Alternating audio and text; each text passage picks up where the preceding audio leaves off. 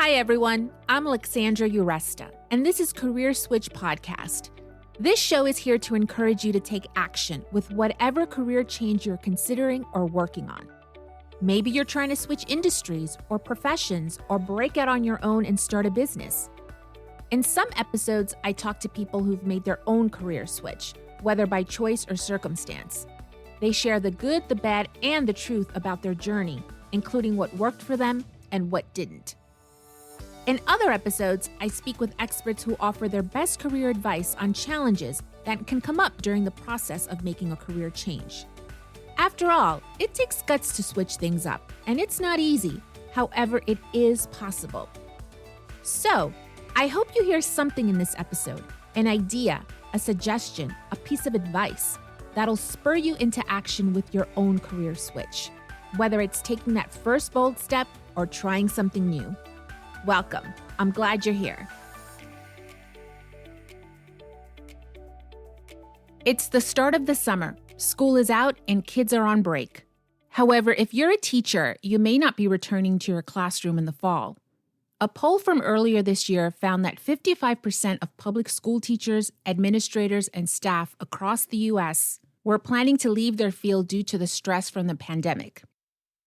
Former high school teacher Tyler Banh certainly understands why so many teachers are exiting the profession these days. In this episode, Tyler shares why he quit teaching in 2018 and the transferable skills he used to become a senior specialist in digital learning. He talks about the techniques he utilized to address his knowledge gaps, how he purposely took care of his physical and mental health while making his career switch, and how he's giving back by helping other educators transition out of teaching. Hi, Tyler. Thanks for joining us today. Let's dive in. What were you doing before your career switch and what led up to it? Before my career switch, I was a high school math teacher in suburban Milwaukee, Wisconsin for 4 years. As much as I loved being a teacher, I ultimately left to save my own mental health. Every day, I would see suffering from the students. And, having gone through like 4 years of that, it kind of took its toll on me. And by the end of it, I just wasn't showing up the way that I needed to be for my students. And so that's when I decided that, I was ready for the next part of my career. When did you start teaching and when did you decide to leave? I started teaching in September of 2014. That was my first job out of college. I had graduated with a degree in secondary education. And then I had decided about halfway into my fourth year that it would be my final year of teaching. And that's when I left after the 2017-2018 school year. When you talk about suffering, what did you experience? So my personal opinion is that in a school system, there are only two types of students who are celebrated. You have students who are academically gifted and you have students who are athletically gifted. So if you're one of those students, then your presence gets celebrated in the school. And if you're not one of those two types of students, then your presence is not celebrated. When I was a high school student myself, I had both of those things. So I had a very positive high school experience. And when I became a teacher, I realized that most students aren't in either of those two groups. So most students are, forced to go to school for 7 to 8 hours a day. They don't want to be there. Their presence isn't celebrated, and that's probably why they don't want to be there. And so it leads to a lot of emotional and social behavior issues. That's where I would determine the root cause is that their presence wasn't celebrated. And so that was really hard for me to see every day. So when you decided that you were leaving, how did you start preparing to quit? The first thing that I wanted to make sure was that I was financially prepared. And so after I had decided about halfway through that fourth year that I was going to leave teaching, I stopped contributing to my 403B sometime in March so I could save more money. And then beyond that, I also taught summer school for, I think, 6 weeks to save up even more money. And by doing those two things, I had at least 6 months of runway to fully devote all of my time to my career transition. I didn't have to pick up another job throughout all this. I could really just spend all my time trying to find my next job. Since you had studied secondary education in college, How did your family and friends take the news that you no longer wanted to be a teacher? They all understood, and I was fortunate to have that because being a teacher is so tough. I had already felt guilty for leaving teaching that I think I would have felt even worse if I was like guilt tripped into like staying. So yeah, just being a teacher is tough. So my family and friends all understood, especially like these past 2 years. I just don't know how I would have survived given, everything that's going on in the world and how teachers were treated during this time. Like I think for any teacher who is trying to leave the system now, everyone would understand why they were trying to leave the education system. So you quit in August 2018 before the school year started. What did you do after you left? I thought about like where I want to go next. And the loose answer that I had in my mind at the time was like, I want to do teaching except for like corporate. And I didn't know like what that was called. I just had an idea. And then I found out that it was called learning and development. So then my answer changed to I want to be in learning and development. Looking at all the different types of roles in learning and development, I came across the job title instructional designer. And then I was like, I think that's what I want to do next. Like, I want to be an instructional designer in a learning and development department in a corporate company. And so from there, it was just making a plan to get that next job. You said earlier that you gave yourself 6 months to transition out of teaching. What were those first few months like? I think I would probably just say like I wasted my time during the first month. I had no idea what I was doing. I was really naive. I thought that like, having done so much as a teacher that it would be pretty easy to get my next job. And I was very wrong about that. The first month was just like me applying to all different types of positions, like not just instructional designer, but like recruiting positions, project management positions. When I look back, I'm like, I would never be qualified for those roles, even, with 4 years working in corporate. So I just don't know what I was thinking back then. So that was the first month. And then after that, I was like, I got to do something different because obviously this isn't working. So I hired a professional resume writer and he wrote my resume. And that was when I started to get interview requests. So I was like, okay, this is a positive change. So I spent about 2 months going through interviews and also trying to address like all of the knowledge gaps that I had from being a teacher to becoming an instructional designer. I think the best thing that I did for myself was like I looked at all the jobs that I was interested in applying to, and for every instructional designer job that I was interested in, I would make like a two-column table. On the left column would be like, these are the skills that I already have. And then the right column would be like, these are the skills that I need to develop. So I would just read through all of the job descriptions and I would take every bullet point and either put it in the left column or in the right column. And by the end of doing all of this, like it was pretty clear like what I needed to address, which was one, understanding like the difference between adult learning versus adolescent learning. And then two was learning enough e-learning authoring tools to, call myself an instructional designer. So, how did you do on those interviews after you got your resume redone? Those interviews were rough. I bombed multiple interviews. I vividly remember like the first time I ever had to like BS an answer, and I knew that the interviewer knew that I was BSing, and I just felt so uncomfortable. And the question was something like, "Tell me about a time that you had difficulty working with a subject matter expert." These days, like as an instructional designer now, I'd be like, that's a cakewalk. Like that's a question you would expect in any instructional designer interview. I could easily answer that question now. But back then, I'm just really embarrassed to think about how I try to respond to that. And that was how a lot of my interviews went. Like I just didn't know how to answer those questions in like a business context when I never worked in business before.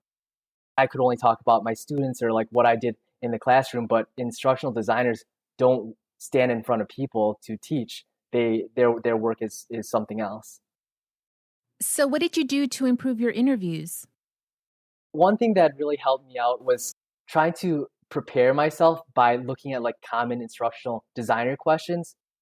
and then trying to at least get a star response for all of those questions. So star being like the, situation, task, action, and result. That way, if I heard a question on the interview, I could at least try to like quickly look through my notes on the computer screen and be like, okay, here's the example that I have, and then just try to read it off and make it sound more natural. By the end of it, I would say like my interviewing skills were passable enough for me to get a job. Did you try to network? For example, were any of your friends instructional designers? I did not have any friends who were instructional designers.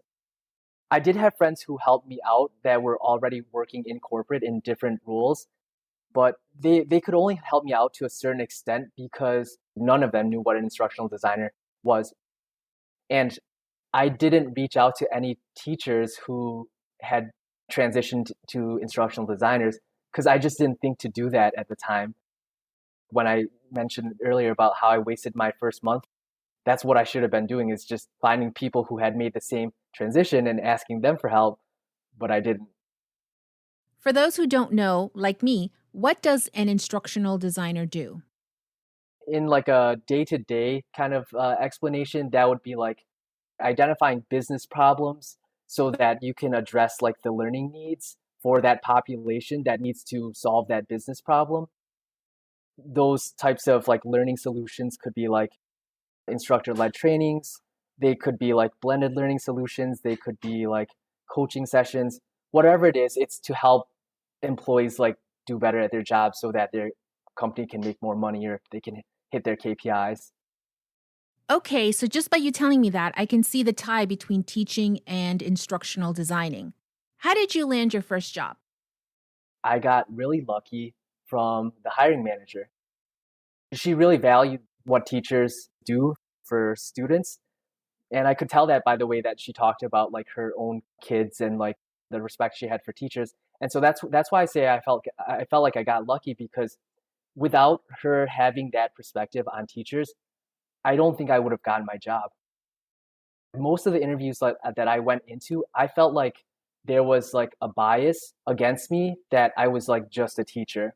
And I'm sure that any teacher who's like trying to transition out now like would face the same problem. Like it's the biggest obstacle to overcome, is that trying to prove that you belong in corporate when you've never worked in corporate. Like it's an unfair situation, and at the same time like that's the reality. And so without my manager like believing that I was capable, she would have to spend a little bit of extra time like getting me up to speed, and it would take, more of a time investment.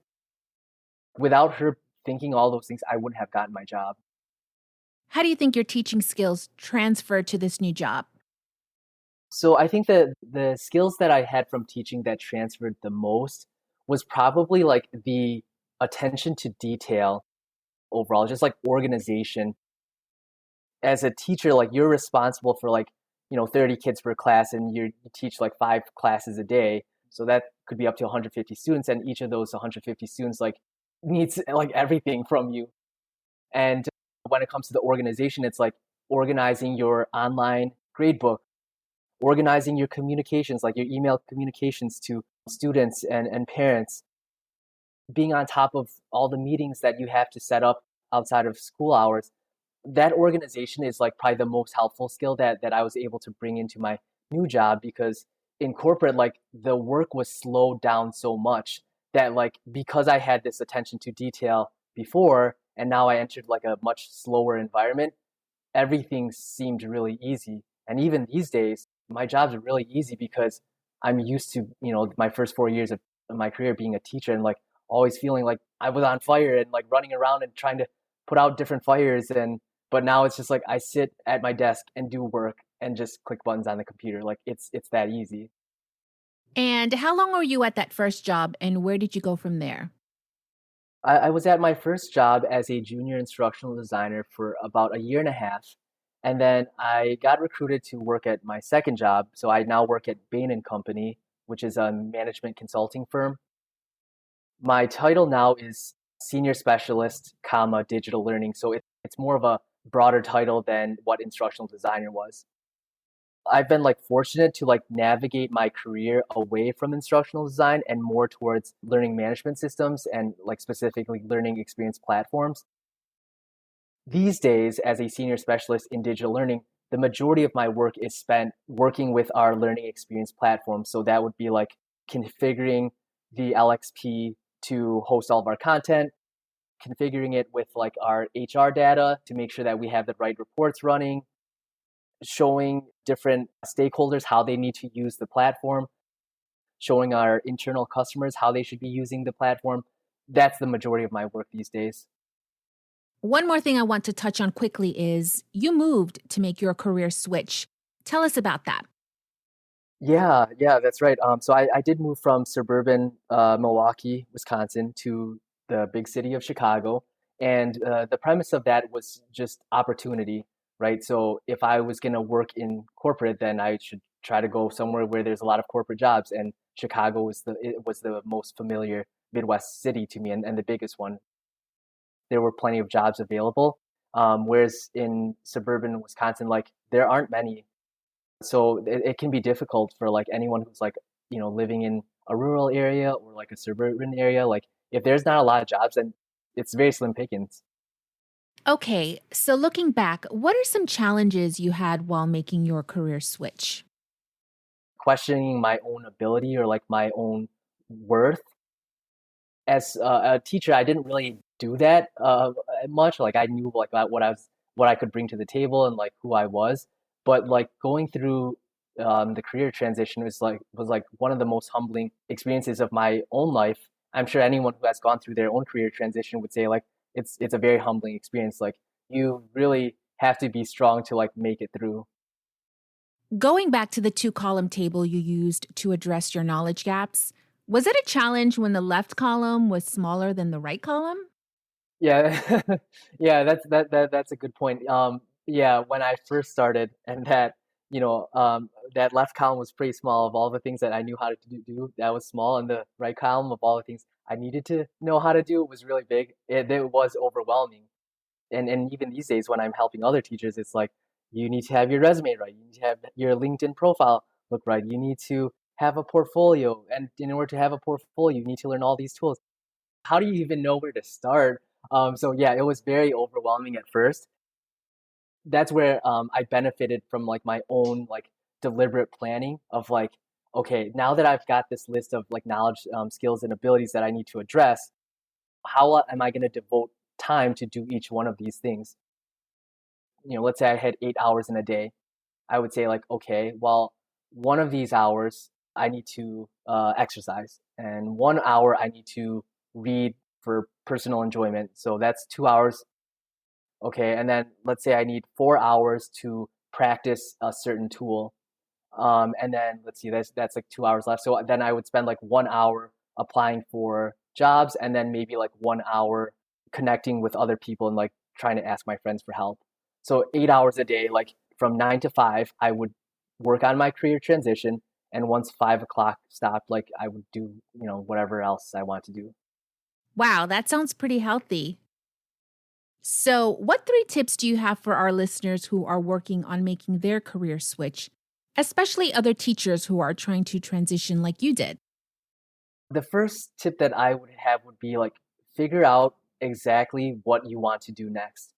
It needs to be like narrowed down to like one job title if possible. What I said earlier about like having to overcome this obstacle of like having never worked in corporate but trying to get a job in corporate. It's like that's already a huge obstacle. You need to focus on that one job title that you're trying to get. Like that job description is going to be your map. It's X marks the spot. The second tip I would have would be like look at multiple job descriptions for that one job that you want. One thing that I always say to the teachers that I work with is like the job description is always right. So if I'm giving advice or they hear advice from someone else and it's conflicting, then I would just say look at the job description. That will tell you who's right and who's not. Like, and if I said something and it's not on the job description, then I was wrong. Those job descriptions are truly like the map for what they want. What are the skills that you need to have? What are the responsibilities you're going to have in this role? All of those things are literally right in front of you on the job description. So when you look at, let's say 5 job descriptions for instructional designers, you should have a pretty clear picture of like, what do instructional designers do? What are the skills they have? What are the responsibilities that they have? My third tip would be make a plan to address your physical and mental health during your career transition.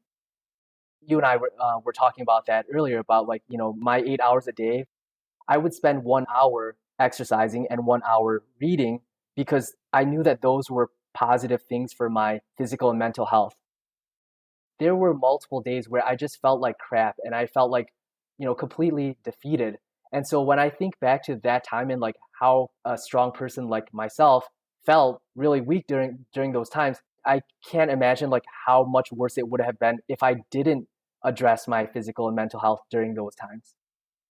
Great. And as we wrap up, you now help other teachers transition into learning and development with another former teacher, Raven Wilson. Yeah. Raven Wilson and I are both mentors for a LinkedIn group called Teaching a Path to Learning and Development. We pride ourselves on like providing free content and advice and like office hours to any teacher who's interested in making the career transition. One of the things that I really liked when I read about the Career Switch podcast was like you wanted to give back. And that's exactly like what Teaching a Path to Learning and Development is about. When I help other teachers get their next job, all that I ask is that when they get their job, that they will help the next teacher that's looking for their job. Thanks to Tyler Banh for being our guest today and for giving back. Check out his LinkedIn group, Teaching a Path to Learning and Development. And if you're a teacher and want more advice, listen to episode 13, which uses a teacher as a real-life example for how to market yourself as a career changer. You can find links to the resources mentioned in this episode and more helpful information in the show notes and on our website, careerswitchpod.com. So what's your career switch? Are you motivated to take action after listening to this episode? Tell us at careerswitchpod.com. We'd love to know, along with any feedback you have about the show. Let us know too if you'd like to be a guest. Follow us on Instagram, Facebook, and LinkedIn at CareerSwitchPod. And please rate, review, and share with your friends and colleagues. It'll help get the show out there. Thanks for listening today. Till next time.